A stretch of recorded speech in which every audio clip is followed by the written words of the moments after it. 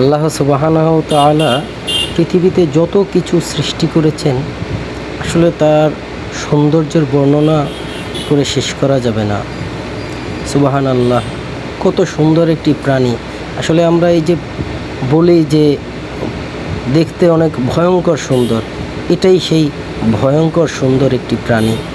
একটি সবুজ একটি গাছের ওই রঙেরই সবুজ একটি প্রাণী, দেখতে কিছুটা বিমানের মতো বা ট্রেনের মতো, মাথাটা কিছুটা গাড়ির মতো দেখতে, খুবই সুন্দর একটি প্রাণী। একেবারে মনে হচ্ছে একটি গাড়ি, মাথার দিকে দুইটা হেডলাইট, খুবই সুন্দর।